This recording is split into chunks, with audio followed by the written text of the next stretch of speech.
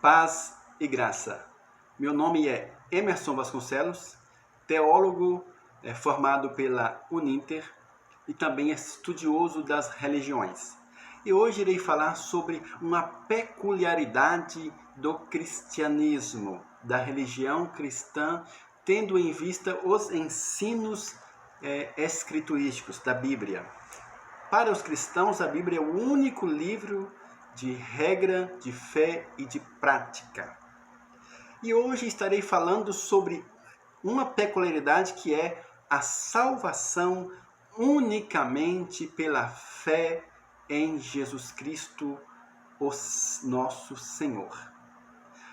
Isso diferencia de demais religiões e de várias outras religiões, inclusive de algumas ramificações de religiões que saíram do cristianismo, os quais alegam a necessidade da obediência ou de outros critérios para que o homem possa alcançar a salvação.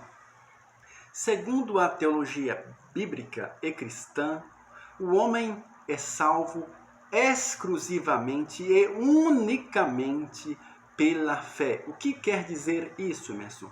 Quer dizer que basta, que é somente o homem acreditar que Jesus Cristo é o Senhor da sua vida, que Ele morreu na cruz para perdoar os nossos pecados, para substituir o nosso lugar, que Ele sofreu uma condenação que era nossa e carregou sobre Ele todos os pecados da humanidade. Basta acreditar nisso e o homem é salvo, sem ter a necessidade de fazer qualquer obra ou de obedecer qualquer lei ou ordenança. Eu quero abrir um parêntese para dizer que isso não quer dizer que os cristãos apregoam que o homem não precisa obedecer a Deus ou nenhum mandamento. O homem ele irá obedecer esses mandamentos não para serem salvos, não com esse objetivo de serem salvos, porque eles já são a partir do momento que eles acreditam em Jesus.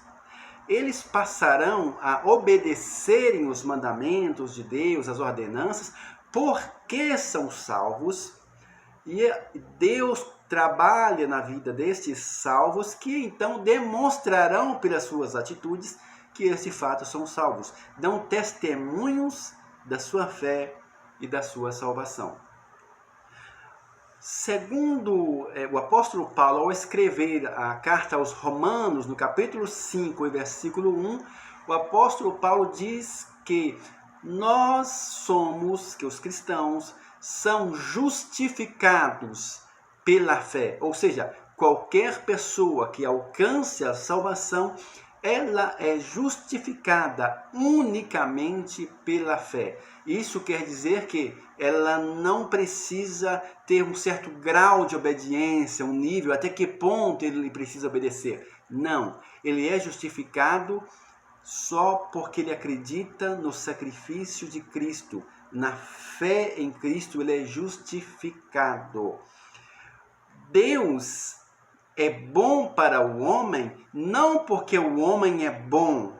Deus é bom para o homem porque Deus é bom. Esta é a doutrina. A bondade de Deus para com o homem não está baseado na bondade do homem, mas na sua própria bondade. É chamado de o escândalo da graça. A graça de Deus alcançou o homem mesmo na sua esfera mais pecaminosa. E aí salvou o homem e mudou a sua vida, e aí a partir daí ele passa a dar testemunho da verdade e da salvação.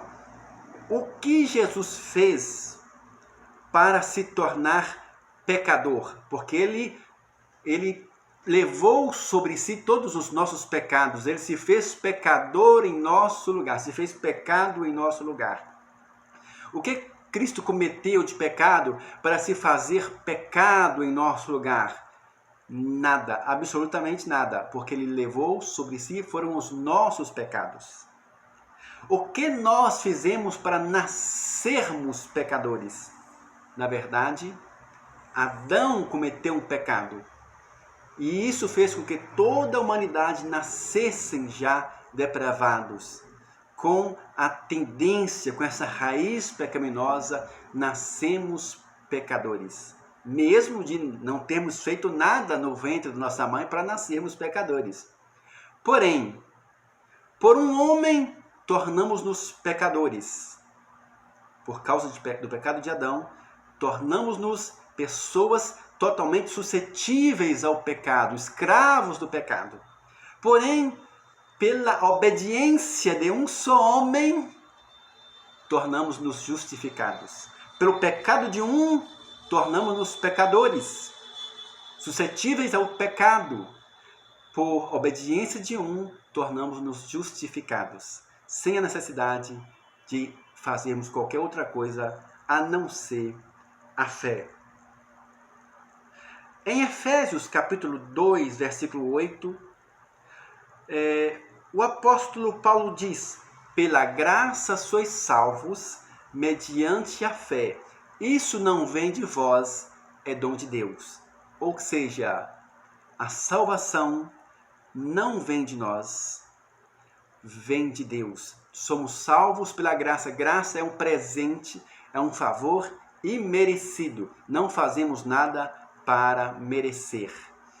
Em Romanos capítulo 3, versículo 27, eu irei ler esses versículos. Diz: onde está logo o orgulho? É excluído. Por qual lei das obras? Não, mas pela lei da fé. Concluímos, pois, que o homem é justificado pela fé sem as obras da lei.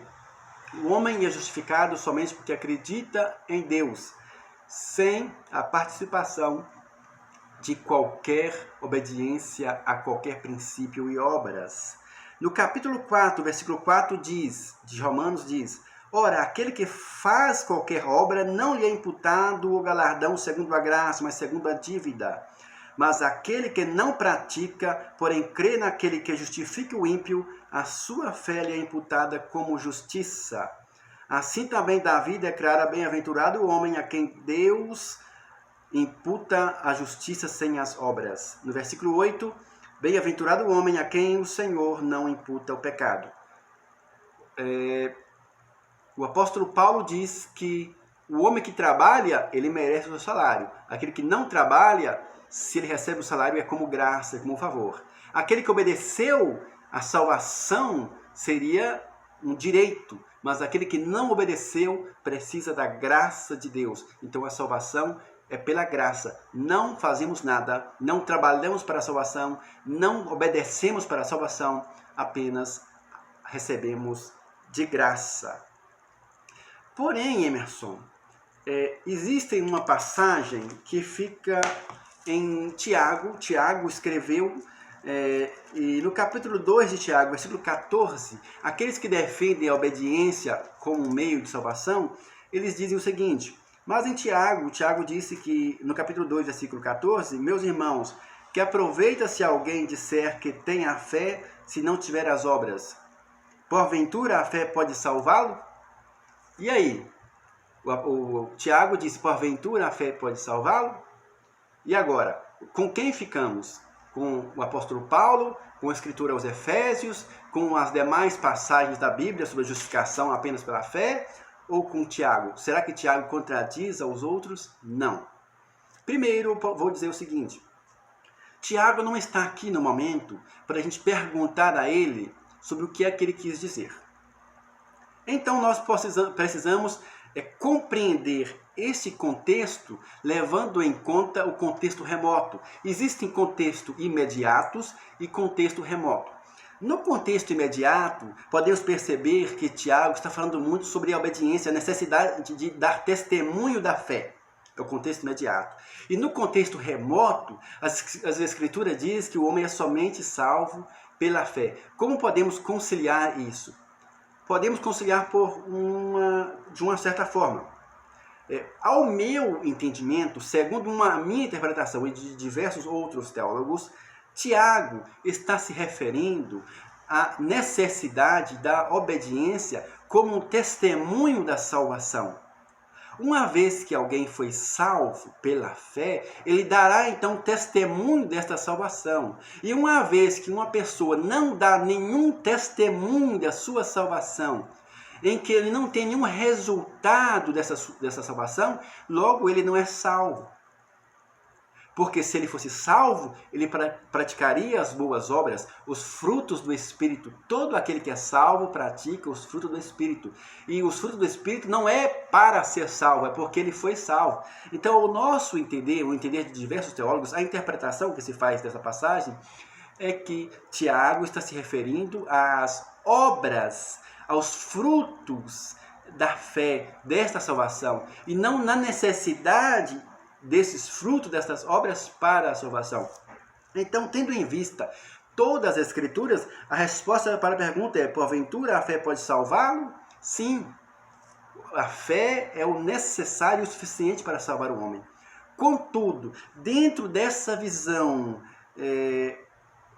restrita neste contexto aqui de Tiago, esta fé que não produz obras não pode salvar. Porque não é uma fé verdadeira, é uma fé morta. Ou seja, poderíamos responder de duas formas. Sim, dentro de um contexto todo escriturístico e amplo, a fé pode salvar. Porém, levando em conta que Tiago está referindo uma fé que produz ou não obras, se for uma fé que não produz obras, ou seja, uma fé morta, então a fé não poderia salvá-lo, somente esta fé morta, sem ter uma manifestação de obras, de ações.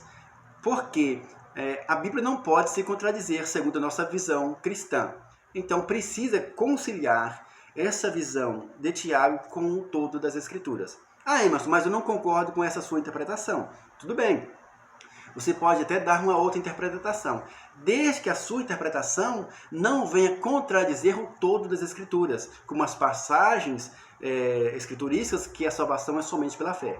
Desde que a sua interpretação não seja contrária às outras passagens de que a salvação é somente pela fé, você pode fazer outras interpretações.